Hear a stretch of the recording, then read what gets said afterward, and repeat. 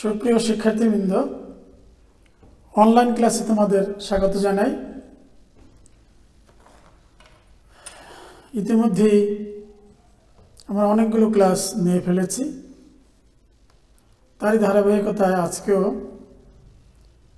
আমরা একাদশ শ্রেণীতে যারা মানবিক বিভাগে সংস্কৃত বিষয়টি নিয়েছ তাদেরকে আমরা সংস্কৃত ব্যাকরণের স্ত্রীলিঙ্গ অর্থাৎ লিঙ্গান্তর এই বিষয়টি পড়াবো। তো প্রথমে আমরা দেখব যে লিঙ্গ বা জেন্ডার বলতে আমরা কি বুঝি। যে সকল শব্দ দিয়ে পুরুষ জাতি কিংবা স্ত্রী জাতি অথবা পুরুষ বা স্ত্রী কোনোটি নয় বা উভয়কেই বোঝায়, এই শব্দগুলোকে আমরা বলবো লিঙ্গ বা জেন্ডার।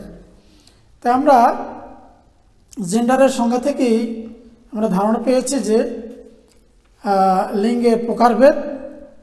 বাংলায় 4 ধরনের লিঙ্গ রয়েছে, যথা পুংলিঙ্গ, স্ত্রীলিঙ্গ, উভয়লিঙ্গ এবং ক্লীবলিঙ্গ। কিন্তু সংস্কৃতে একটা লিঙ্গ কম, উভয়লিঙ্গ এখানে নেই। তার মানে এখানে যে 3টি লিঙ্গ রয়েছে তা হলো পুংলিঙ্গ, স্ত্রীলিঙ্গ এবং ক্লীবলিঙ্গ। তো পুংলিঙ্গ বলতে আমরা বুঝি যে সকল শব্দ দিয়ে পুরুষ জাতিকে বোঝায়, যেমন নর, মুনি, শিশু, পিতৃ ইত্যাদি, এগুলিকে বলবো আমরা পুংলিঙ্গ। আর যে সকল শব্দ দিয়ে স্ত্রী জাতিকে বোঝায়, যেমন বালিকা, নারী, বধূ, মাতা ইত্যাদি, এগুলোকে বলা হচ্ছে স্ত্রীলিঙ্গ। আর যে সকল শব্দ দিয়ে স্ত্রী পুরুষ কোনোটাই বোঝায় না তাদেরকে আমরা বলবো ক্লীবলিঙ্গ, যেমন ফল, ফলম, বাড়ি, বাড়ি মানে জল, মধু ইত্যাদি। আমরা 3 প্রকার লিঙ্গের ধারণা আমরা পেয়ে গেলাম। তবে এখানে একটি বিশেষ তাৎপর্য রয়েছে। সংস্কৃতে কেবল অর্থ দিয়ে লিঙ্গ নির্দিষ্ট হয় না। উদাহরণস্বরূপ দ্বার, কলত্র, স্ত্রী, এই 3টি শব্দেরই অর্থ কিন্তু স্ত্রী। কিন্তু লিঙ্গ ভেদে এই 3 ধরনের লিঙ্গ রয়েছে। যেমন দ্বার দিয়ে আমরা বুঝবো পুংলিঙ্গ, কলত্রম দিয়ে বুঝবো ক্লীবলিঙ্গ এবং স্ত্রী শব্দ দিয়ে বুঝবো স্ত্রীলিঙ্গ। তাহলে একই শব্দের 3 ধরনের লিঙ্গ দেখা যাচ্ছে। তাহলে এখানে লিঙ্গটা মূলত প্রয়োগ এবং অভিধানের যে নির্দেশ সেই অনুযায়ী নির্ণীত হয়ে থাকে। প্রজা শব্দ দিয়ে স্ত্রী পুরুষ উভয়কেই বোঝায়, কিন্তু এটি স্ত্রীলিঙ্গ। তাহলে সংস্কৃতে এই শুধুমাত্র অর্থ দিয়ে আমাদের লিঙ্গ নির্ণয় করলে চলবে না, সাথে সাথে প্রয়োগ এবং গঠন প্রণালী শব্দের এদিকেও আমাদের লক্ষ্য রাখতে হবে। তাহলে এখন আমাদের যে পাঠ্যসূচি তাতে রয়েছে লিঙ্গান্তর, অর্থাৎ পুংলিঙ্গ থেকে স্ত্রীলিঙ্গে পরিবর্তন। এটা কিভাবে করব তার জন্য কিছু নিয়মকানুন রয়েছে, সেটা আমরা একটু আলোচনা করি। প্রথমে যে নিয়মটা রয়েছে, 1 নম্বর নিয়ম, সেটা হলো অকারান্ত প্রাতিপদিক।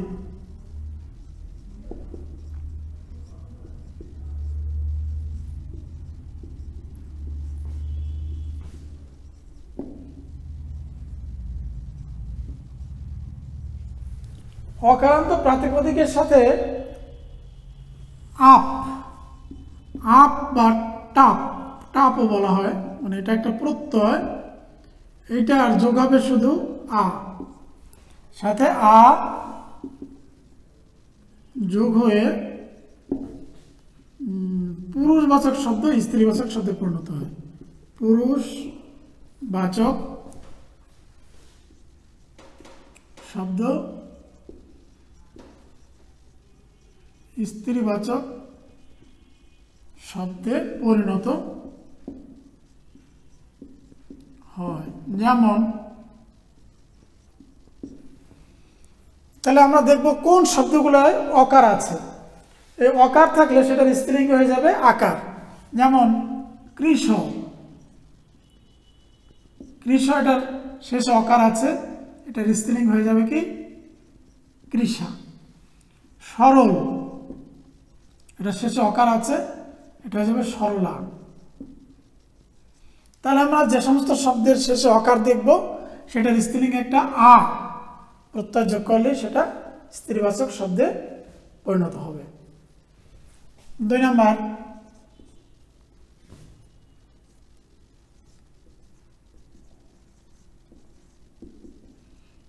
অকারান্ত শব্দের শেষে ক থাকলে, ক থাকলে অকার স্থানে ইকার হয়। যেমন নায়ক, এটা কিন্তু শেষে অকার আছে, তাহলে প্রথম নিয়ম অনুযায়ী হওয়ার কথা ছিল নায়কা, কিন্তু হবে না কেন, শেষে ক আছে। এই যে ক, ক থাকলে এটা একটা অস্থানে একটা রস্বীকার আসবে, অর্থাৎ নায়ক হয়ে যাবে নায়িকা। তাহলে ওইরকম আছে গায়ক হয়ে যাবে কি গায়িকা ইত্যাদি। তাহলে অকারান্ত শব্দের শেষে যদি ক থাকে তাহলে অকার স্থানে একটা রস্বীকার আসে, যেমন নায়ক নায়িকা, গায়ক গায়িকা, পাচক পাচিকা ইত্যাদি। 3 নম্বর নিয়ম,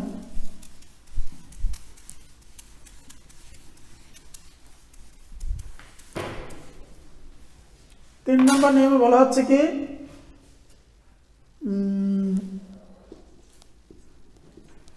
যদি জাতিবাচক অকারান্ত শব্দ থাকে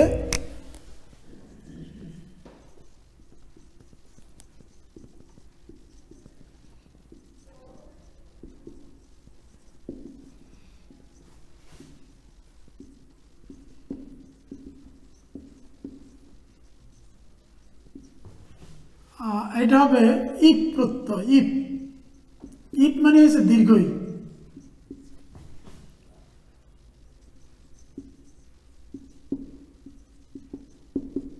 তাহলে জাতিবাচক যদি অকারান্ত শব্দ থাকে তাহলে তার স্ত্রীলিঙ্গ হবে কিন্তু ইপ প্রত্যয়। যেমন সিংহ, এই সিংহের শেষে কিন্তু অ আছে, এটা স্ত্রীলিঙ্গ হয়ে যাবে সিংহী। তার মানে একটা দীর্ঘিকার যোগ করা হলো। ওরকম হংস হয়ে যাবে স্ত্রীলিঙ্গে হংসী। এই 3 নম্বর নিয়মের একটু ব্যতিক্রম আছে, সেটা বলছে কি যে কিছু কিছু শব্দের জাতিবাচক অকারান্ত কিছু শব্দের মানে ইপ প্রত্যয় না হয় আ প্রত্যয় বা আপ প্রত্যয়। কিছু কিছু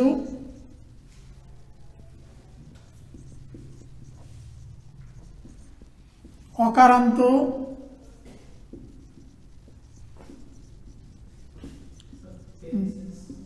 জাতিবাচক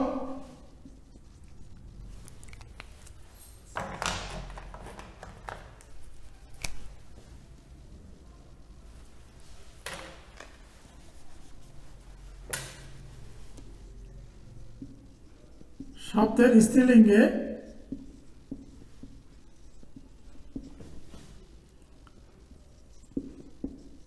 ইপ প্রত্যয়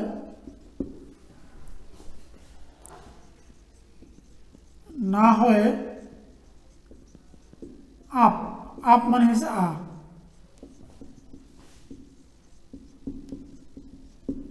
প্রত্যয় হয়। যেমন অজ, অজ এটা কিন্তু একটা জাতিবাচক শব্দ, মানে হচ্ছে ছাগ বা ছাগল, এটা স্ত্রীলিঙ্গ হবে অজা। আমাদের নিয়ম অনুযায়ী হওয়ার কথা ছিল অজি, কিন্তু এই কিছু কিছু ব্যতিক্রমী শব্দ আছে যেগুলো স্ত্রীলিঙ্গে ইকার না হয়ে আকার হয়। যেমন অজ, অজা, বাল, বাল মানে বালিকা হবে বালা, বালিকা। তারপরে আছে কনিষ্ঠ, কনিষ্ঠ হয়ে যাবে কনিষ্ঠা ইত্যাদি। এগুলো তোমাদের মানে পড়ে আয়ত্ত করে নিতে হবে যে কোন শব্দগুলোই জাতিবাচক হলেও স্ত্রীলিঙ্গে দীর্ঘিকার না হয়ে আকার হয়, যেমন অজ অজা, তারপরে বালো বালা, কনিষ্ঠ কনিষ্ঠ ইত্যাদি। এরপরে 5 নম্বর নিয়ম,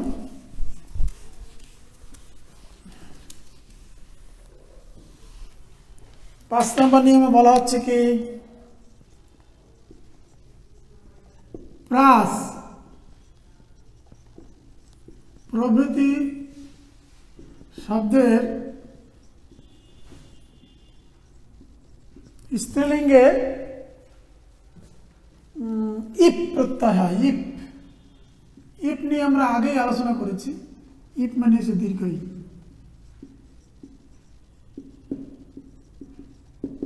যেমন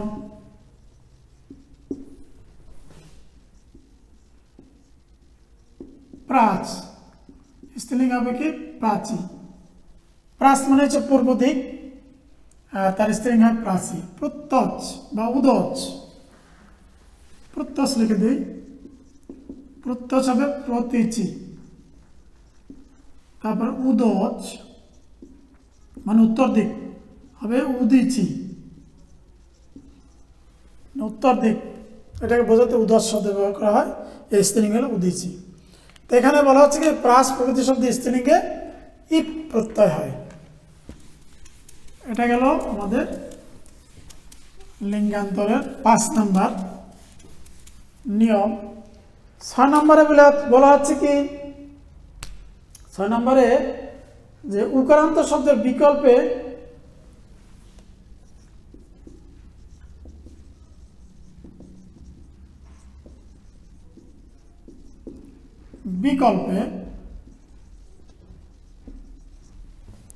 কি করতে হয়, স্নিস, অর্থাৎ এই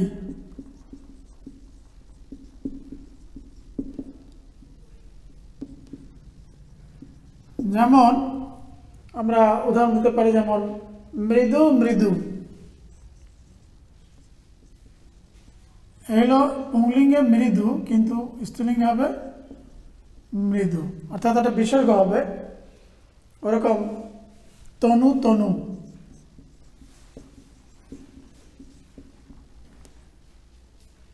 এটা স্ত্রীলিঙ্গে কিন্তু আরেকটা আছে মৃদ্ধি, দয়ে তনু হবে তন্নি, বফলার আগম হবে বিকল্পে।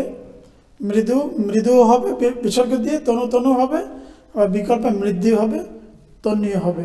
ওরকম গুরু গুরবি, গুরু এটা একটা ইম্পর্টেন্ট শব্দ। গুরু গুরু হবে আর বিকল্প হবে গুরবি, বয় বয় রেপ দীর্ঘিকার। এটা গেল 6।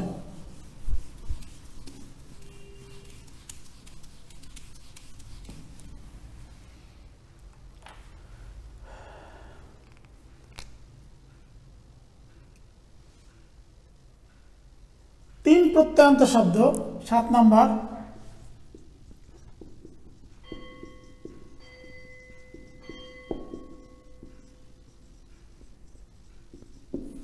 তিন প্রত্যয়ান্ত শব্দের স্ত্রীলিঙ্গে বিকল্প শ্লেষ হয়।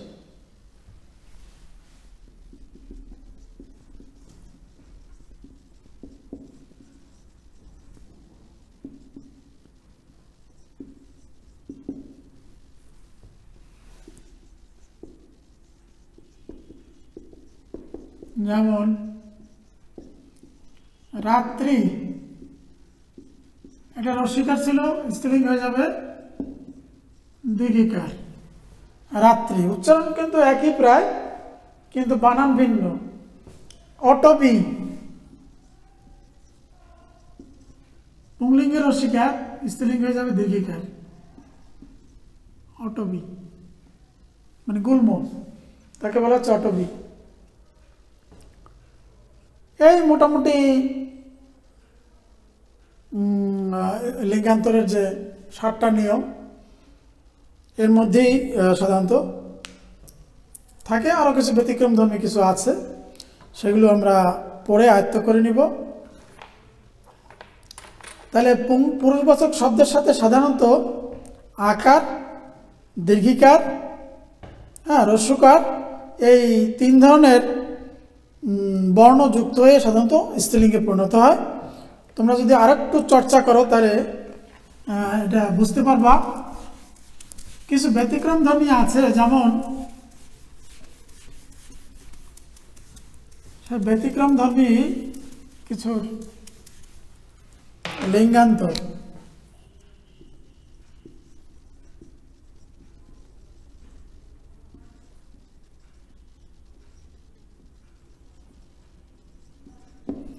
এখানে আমি লিখলাম পুংলিঙ্গ,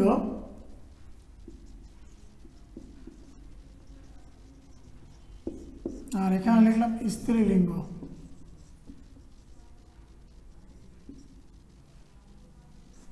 যেমন অগ্নি, অগ্নি শব্দের স্ত্রীলিঙ্গ হবে অগ্নায়ী।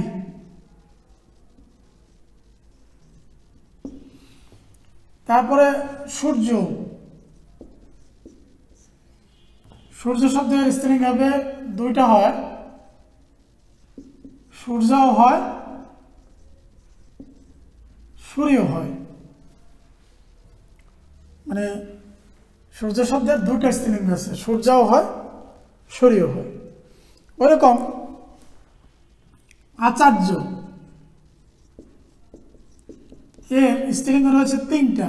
1 নম্বর হলো আচার্যা, 2 নম্বর হলো আচার্যি, 3 নম্বর হলো আচার্যানি।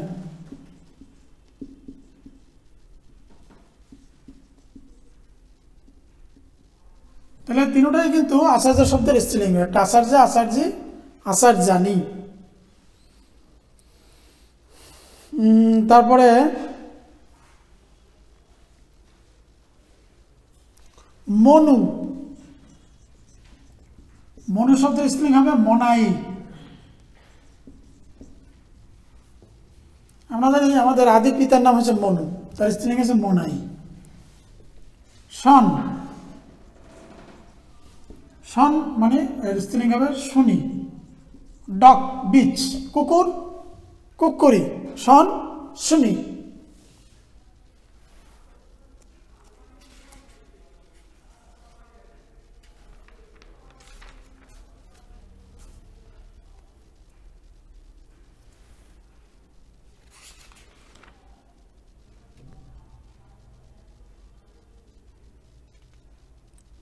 মঘবন,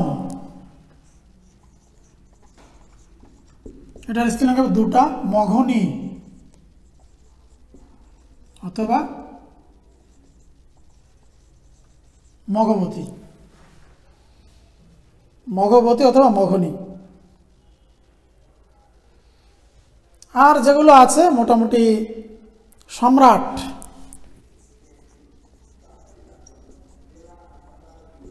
সম্রাটের স্ত্রীলিঙ্গ হবে কি সম্রাজ্ঞী।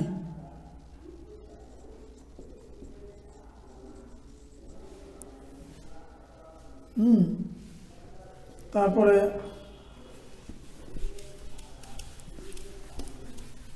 সম্রাটের মতো আরেকটা শব্দ আছে রাজন, মানে রাজা। রাজন শব্দের স্ত্রীলিঙ্গ হবে রাজ্ঞী, মানে রানী। এই হলো মোটামুটি মানে সন্ধির যে নিয়ম এবং তার যে ব্যতিক্রমী নিয়মগুলো আছে। এখন যদি তোমাদের পাঠ্যপুস্তকটি একটি পড়ো তাহলে কিন্তু ওই একদম ক্রমানুসারে আছে। যেমন অ বর্ণ দিয়ে যতগুলো লিঙ্গান্তর আছে সবই তোমরা পাবে বইয়ের 18 পৃষ্ঠায়। যেমন অগ্নি, এটা আমরা লিখেছি ব্যতিক্রমধর্মী, অগ্নির স্ত্রীলিঙ্গ হবে অগ্নায়ী। ওরকম অজ স্ত্রীলিঙ্গ হবে কি অজা। অষ্টম অষ্টমী, হ্যাঁ অশ্ব অশ্বা। আচার্য আচার্যা আচার্যানি, এটা আমরা আলোচনা করেছি ব্যতিক্রমীতে। আয়ুষ্মত আয়ুষ্মতী, এটা একটা নিয়ম তোমরা লিখতে পারো, এটা হবে 8 নম্বর। তাইলে ওখানে ব্যতিক্রম ধরে, ব্যতিক্রম যদি 8 ধরো তাহলে এটা হবে 9 নম্বর। হ্যাঁ 9 নম্বর এটা লিখবা যে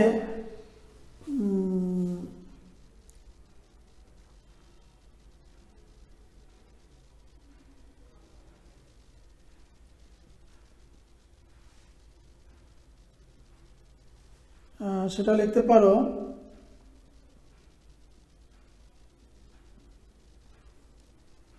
যেমন তকারান্ত, এরকম তো লেখো তকারান্ত।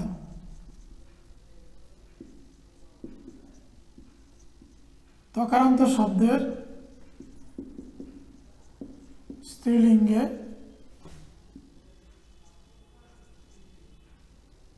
কি পড়তে হয়? ইপ, মানে দীর্ঘ ই।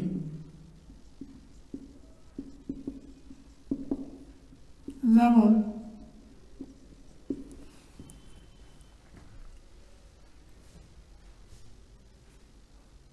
শ্রীমৎ, শ্রীমৎ এটা শেষে কি আছে? ত, খণ্ড ত, তার স্ত্রীলিঙ্গ হবে কি? শ্রীমতী। শ্রীমৎ শ্রীমতী। গতবৎ গতবতী।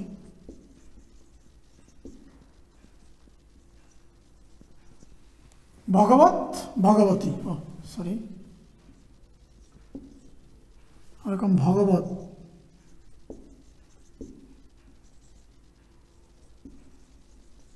ভগবতী। অর্থাৎ এই যে তকারান্ত শব্দের স্ত্রীলিঙ্গে ইপ বা দীর্ঘ ইকার হয়, সেটা তোমরা দেখলা। এই যে 9 নম্বর নিয়ম আমরা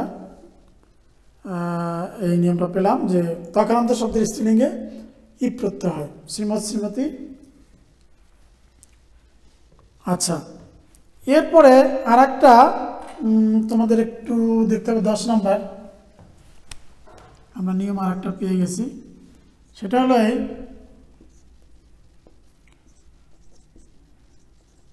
ইন্দ্র, তারপরে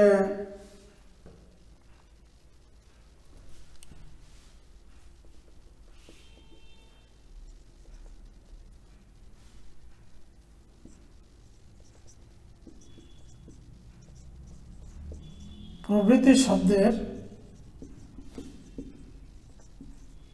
স্ত্রীলিঙ্গে আনি প্রত্যয় হয়। আনি।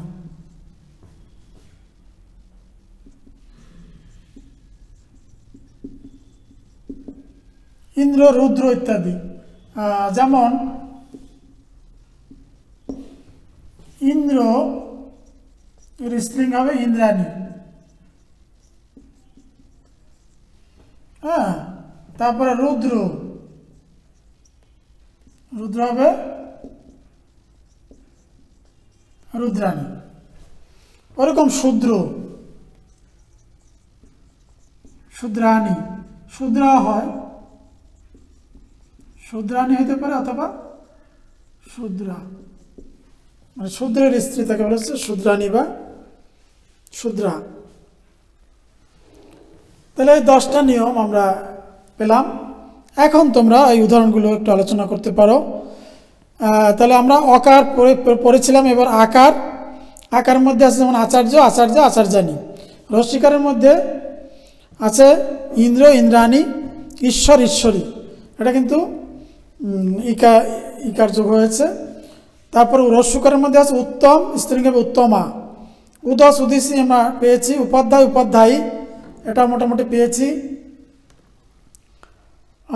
তারপরে রিকারান্ত একটি শব্দের আমাদের একটু দেখতে হবে 11 নম্বর।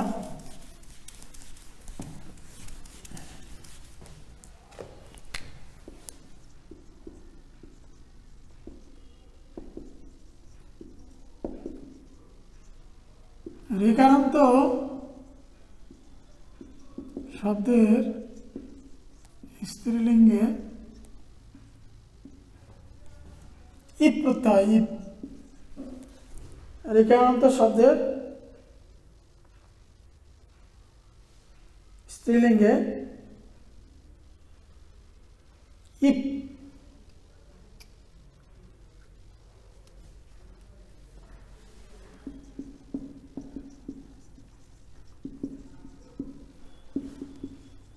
যেমন নেত্রী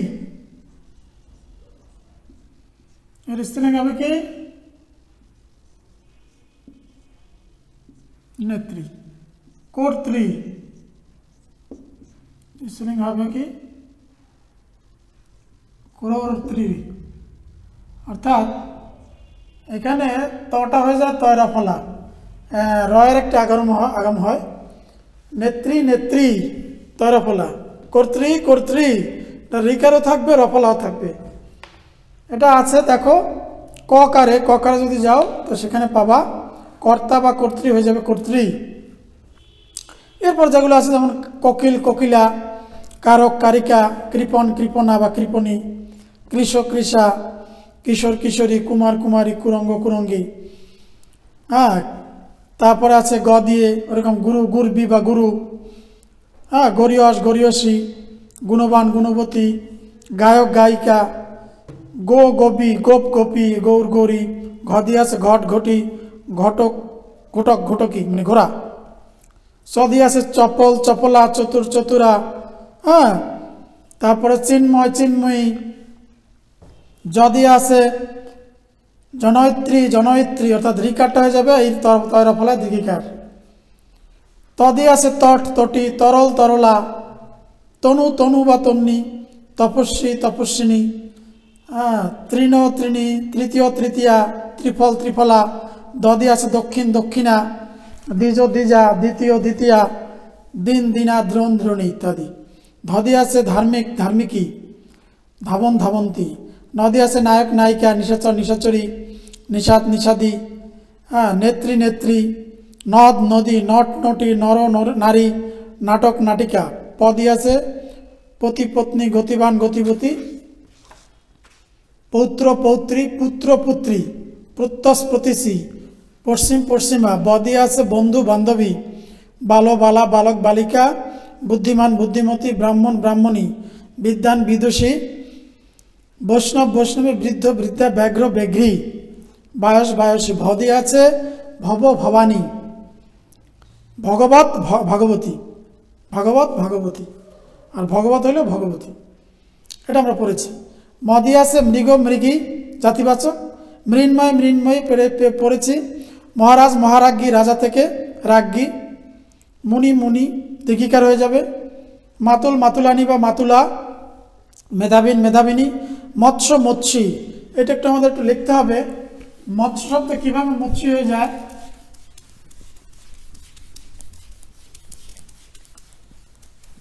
মৎস্য শব্দের বানানটা হলো ম খণ্ডত দন্তসা জফলা কিন্তু স্ত্রীলিঙ্গ হয়ে যাবে এই জফলাটা বাদ যাবে মৎস্যী এটা খেয়াল রাখতে হবে যে মৎস্য শব্দের স্ত্রীলিঙ্গে জফলাটা থাকবে না মৎস্য মৎস্যী মনুষ্য মনুষ্যী ওরকম মনুষ্য হয়ে যাবে মনুষ্যী এই জফলা বাদ স্ত্রীলিঙ্গে এটা খেয়াল রাখবা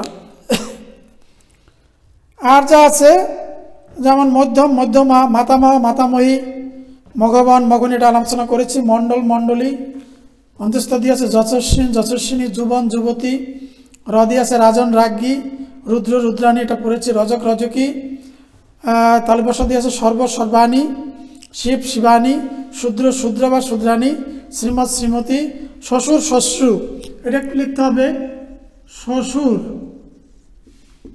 স্ত্রীলিঙ্গ হবে শ্বশ্রু বানানটা দেখো শ্বশ্রু বানান স তালবসা রফলায় দীর্ঘকার বিসর্গ শ্বশুর শ্বশ্রু সন শুনি এটা পড়েছি আমরা শ্রেয়স শ্রেয়সী ষোড়শ ষোড়শী সিংহ সিংহী সুন্দর সুন্দরী সূর্য সূর্য বা সুরী সৎ সতী সম্রাট সম্রাজ্ঞী সম্পাদক সম্পাদিকা সরল সরলা তারপরে সারস সারসী হ দিয়ে আছে হয় হই। হয় কথার অর্থ কি? ঘোড়া, স্ত্রীলিঙ্গে হই। হংস হংসী, হরিণ হরিণী, হিরণ্ময় হিরণ্ময়ী। এই হলো তোমার যতগুলো লিঙ্গ আছে সম্পূর্ণ আমরা আলোচনা করলাম। এখন তোমাদের কাজ হলো বাড়িতে পাঠ্যপুস্তক পড়া এবং বোর্ডের যে প্রশ্নগুলো আছে সেই প্রশ্নগুলোকে সলভ করা। তাহলে আশা করি তোমরা লিঙ্গান্তর অতি সহজেই করতে পারবে। সুপ্রিয় শিক্ষার্থীবৃন্দ, এতক্ষণ আমরা লিঙ্গান্তর নিয়ে ব্যাপক আলোচনা করলাম। আশা করি তোমরা উপকৃত হবে। ততক্ষণ অনলাইন ক্লাসে উপস্থিত থাকার জন্য তোমাদেরকে অসংখ্য ধন্যবাদ জানাচ্ছি। ধন্যবাদ।